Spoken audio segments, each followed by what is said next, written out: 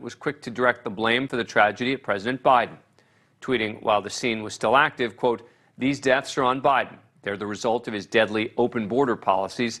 They show the deadly consequences of his refusal to enforce the law." President Biden released a statement today saying exploiting vulnerable individuals for profit is shameful, as is political grandstanding around tragedy. So, is it fair to blame the administration over a failed border policy, or, as some suggest, is it a sign of a toughened border where migrants have to take these sorts of great risks to get into the country?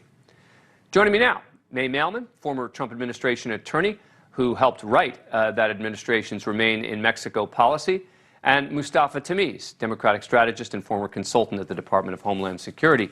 Thank you both for coming on the show. Appreciate it. So the way we do things here is we don't do the debate thing. I'm going to ask you questions separately. So, May, is it really fair to blame President Biden for this? I mean, as I pointed out, a similar incident happened in 2017 while President Trump was president.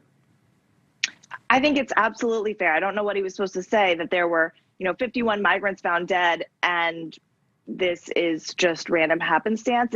It's the number, it's the frequency. So this 51 is part of a larger number. So in 2021, 650 migrants were found dead making the journey. And that's the number that were found. That is a record number since they've been keeping track. So we know that these deaths, that the higher number of deaths is linked to the pull factor, to migrants trying to cross into the country. And I find it interesting that the Biden administration is trying to blame not themselves, but the smuggling organizations.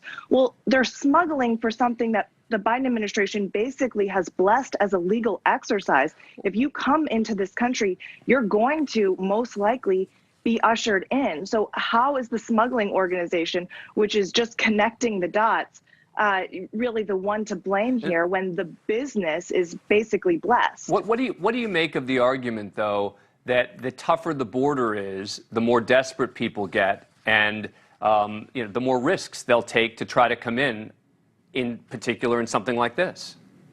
Well, if that had any factual basis, then I think I would look into that. But unfortunately, that's really not what we saw. Like I said, the higher numbers are linked to a weaker border. When you have border policies that are leading to 250,000 migrants per month, that is going to mean more deaths along the way. And I really don't buy that the border is tough, and that's why, this particular death happened. These people had, like you said, maybe already crossed the border and were just trying to travel elsewhere throughout the United States. And I think that that's a real failure of our internal removal policies. So the Biden administration has basically said they will not remove migrants who are inside the United States unless they fit very, very narrow categories of extreme national security or public safety threats, which is not what the law requires. So I think this is the loose policies, not just at the border, but these are the loose policies that are on the interior of the United States too. So Mustafa, putting aside the death numbers, I'm not convinced by the number of deaths being correlated. I am convinced by the number of people who are crossing and being sent back.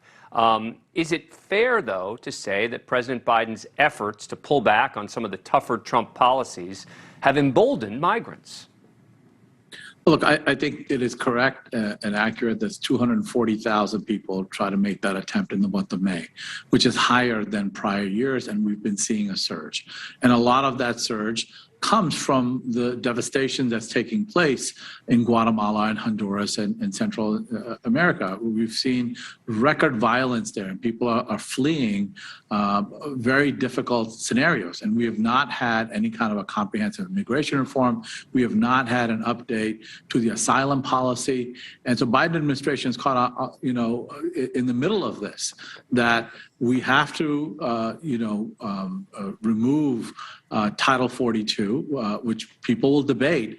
But at the end of the day, Title 42 was there as an emergency order during COVID. Now we've pulled up every single COVID restriction, mask mandates. Right. But let's even assume intellectually you're right? Because intellectually I agree with you, but practically I don't, right? In the sense that, yeah, sure, it doesn't quite make sense, right, to have COVID policies in place anymore on the border. And yet, as a practical matter, if that gets lifted, the situation is going to get much worse. Much, much, much worse.